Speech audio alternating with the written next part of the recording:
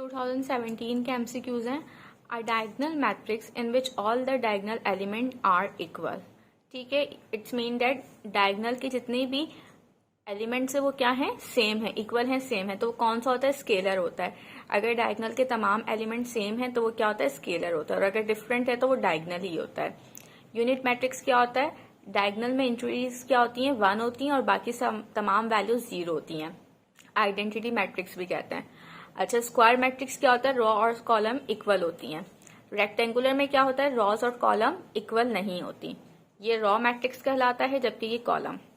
Next है, अ coin is toss ट्राइस। एक जो कॉइन है वो 3 टाइम जो है वो टॉस हो रहा है। क्या प्रोबेबिलिटी है कि वो तीनों टाइम जो है टेल आए। 2 की पावर n फॉर्मूला है, जबकि जब भी कॉइन की बात हो रही हो 2 की पावर कितनी बार ट्वाइस हो रहा है, टॉस हो रहा है, 3 टाइम टॉस हो रहा है, तो 2 की पावर 3 विल बी 8। इसका मतलब जो सैंपल स्पेस में जो वैल्यूज बनेंगी वो कितनी बनेंगी, 8 बनेंगी। एक बार तीनों हेड आ रहा होगा, एक बार तीनों टेल आ रहा होगा, एक बार 2 बार हेड टेल, और यानी कि तमाम पॉसिबल आउटकम्स ये आप देख लीजिएगा। ठीक है, प्रोबेबिलिटी क्या होगी, ऐसा कितने टाइम हो सकता है कि तीनों टेल आए। ऐसा सिर्फ 1 टाइम हो रहा है कि तीनों क्या है, टेल आ जाए। 1 ऊपर लिखेंगे डिनोमिनेटर में और डिनोमिनेटर में क्या लिखेंगे, ऑल पॉसिबल आउटकम्स। तो 1/8 इसकी प्रोबेबिलिटी होगी। देन एक फॉर्मूला है 1 + 2x + 3x स्क्वायर, इसके बराबर होता है 1 - x पावर -2। अगर यहाँ पे अल्टरनेटिव में माइनस आ रहा होता, ठीक है, तो फॉर्मूले में यहाँ क्या आ जाता है, पॉजिटिव साइन आता है। देन समीशन n 1 से 3 तक जा रहा है और n की पावर कितनी है, 3। इट्स मीन दैट इस फॉर्मूले में आपने एक बार 1 पुट करना है, 1 की पावर 3, देन एडिशन का साइन, 2 की पावर 3, देन एडिशन का साइन, देन 3 की पावर 3। 3 की पावर 3 तक हम क्यों गए, क्योंकि हमारा स्टार्ट 1 से हो रहा है और एंड कहाँ हो रहा है, 3 पे। तो हमने इस तरह से इस फॉर्मूले को ओपन कर लिया। देन इसको सॉल्व करेंगे, 1 की पावर 3 1 ही रहेगी, 2 की पावर 3 8, 3 की पावर 3 विल बी 27। इन सबको सम कर लें 36 आएगा। नेक्स्ट है थीटा ग्रेटर देन 0 है, जबकि कोसेक लेस देन 0 है। कोसेक बेसिकली बराबर होता है 1/sin के। इसका मतलब साइन की जो वैल्यू है वो लेस देन क्या होनी चाहिए, 0 होनी चाहिए। और ऐसा सिर्फ थर्ड कोऑर्डिनेट में होता है कि साइन की वैल्यू नेगेटिव होती है और 10 की वैल्यू पॉजिटिव होती है।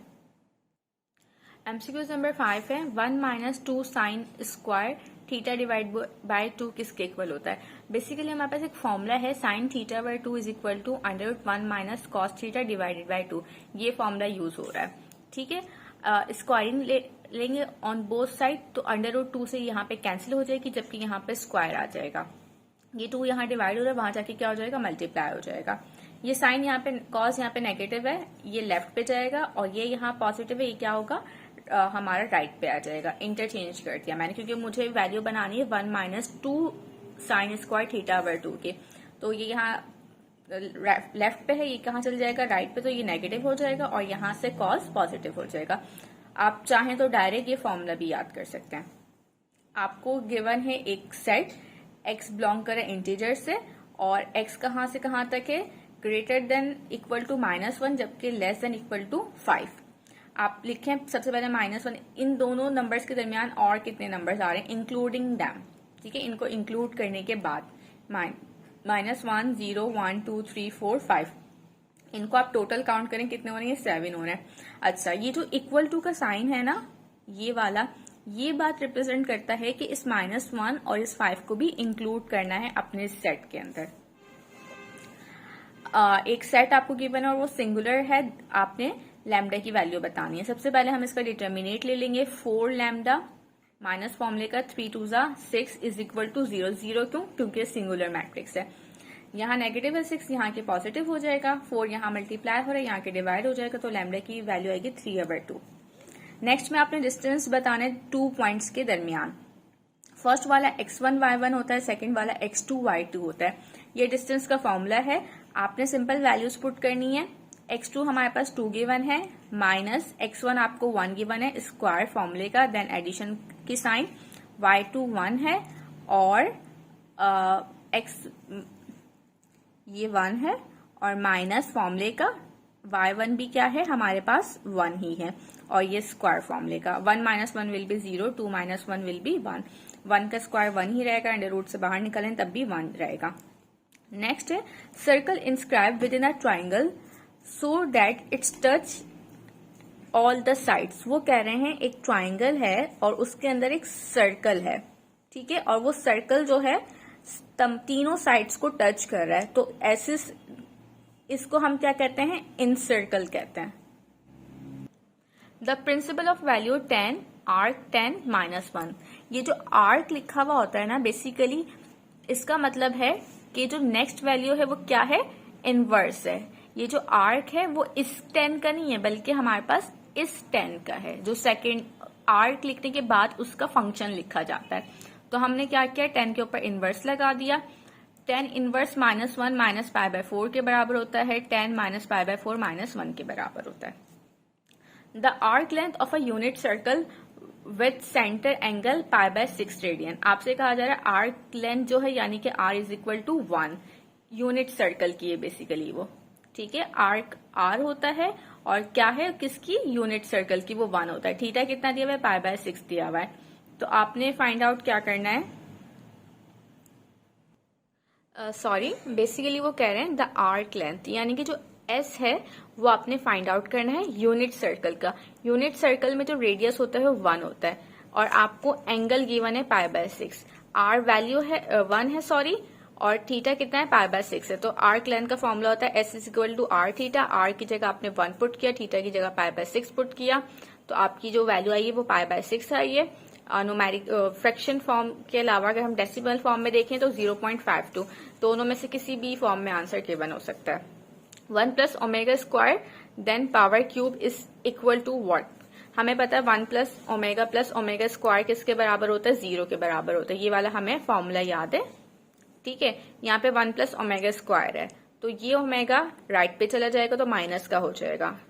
हम क्या करते हैं, इसकी जगह 1 + ω² की जगह -ω पुट कर देते हैं, ठीक है, और power cube as it is रही। ओमेगा के ऊपर पावर क्यूब आ गई, माइनस का साइन एज इट इज रहा, क्योंकि माइनस के ऊपर अगर आप क्यूब देंगे भी तब भी वो माइनस ही रहेगा, और ओमेगा क्यूब किसके बराबर होता है, 1 के इक्वल होता है, तो उसका रिजल्ट आएगा -1। नेक्स्ट है आपके पास let x + 3 iota is equal to 2y iota. आपने x और y बताना है। देखें रियल नंबर हमेशा रियल नंबर से इक्वलेट करते हैं, इमेजनरी हम इमेजनरी से इक्वलेट करते हैं। यहाँ पे कोई भी रियल नंबर नहीं है, दोनों ये क्या है, इमेजनरी नंबर है, तो x की वैल्यू क्या हो जाएगी, 0 हो जाएगी। जबकि इमेजनरी को अगर हम कंपेयर करें, 3 बराबर होगा 2y के, क्योंकि ये भी आयोडा है और ये भी आयोडा है। 2 यहाँ मल्टीप्लाई हो रहा है, यहाँ के डिवाइड हो जाएगा। तो पहले हम रियल नंबर लिखते हैं, देन हम इमेजनरी नंबर लिखते हैं। दो मैट्रिसेस हैं, ठीक है, और वो आपस में क्या हो रहे हैं, ऐड हो रहे हैं। अगर वो आपस में ऐड हो रहे हैं तो उनका ऑर्डर हमेशा सेम होना चाहिए, यानी कि ए का ऑर्डर भी सेम हो, जो ए का ऑर्डर है वही क्या होना चाहिए, बी का ऑर्डर होना चाहिए। सपोज कर लेते हैं अगर मैट्रिक्स ये 2/2 का है, देन ये भी किसका होना चाहिए, 2/2 का, तब तो एडिशन हो सकती है, सब्ट्रैक्शन हो सकती है। लेकिन अब देखें ये 2/2 का मैट्रिक्स है, ठीक है, जबकि ये 2/3 का है, इसमें 2 रॉज हैं और 3 कॉलम्स हैं, तो इसमें एडिशन सब्ट्रैक्शन नहीं हो सकती। जब भी किसी दो मैट्रिसेस में एडिशन या सब्ट्रैक्शन होती है तो उनके ऑर्डर्स भी क्या होते हैं, सेम होते हैं। Sum of infinite geometric series जो है 1 के इक्वल होती है। If a² b² + c² are 3 terms of an AP, अगर AP की ये 3 टर्म्स हैं तो किसके, बेसिकली आपने उसकी AP बतानी है, ठीक है, 3 टर्म्स की। तो होता है क्या, सेंट्रल वाली वैल्यू इक्वल होती है फर्स्ट और लास्ट टर्म के एडिशन के, और डिनोमिनेटर में 2 आता है। आई रिपीट इट अगेन, कि जो सेंट्रल वैल्यू होती है वो इक्वल होती है फर्स्ट और लास्ट वैल्यू के सम के, और डिनोमिनेटर में 2 आता है। If U is the universal set and A is the non empty set, then A union A intersection किसके इक्वल होगा, यूनिवर्सल सेट के ही इक्वल होगा। कुछ फॉर्मूले मैंने आपको क्लास में बताया था चैप्टर नंबर 1 के, वो प्रॉपर्टीज वगैरह याद कर लें। एक सीरीज आपको गिवन है और आपसे पूछा जा रहा है वो कौन सी सीरीज है। देखिए अरिथमेटिक सीरीज तो हो ही नहीं सकती। अरिथमेटिक सीरीज में हमें पता है सेकेंड टर्म को फर्स्ट टर्म से जब हम सब्ट्रैक्ट करते हैं तो उसका जो डिस्टेंस होता है वो सबका क्या आ रहा होता है, सेम आ रहा होता है।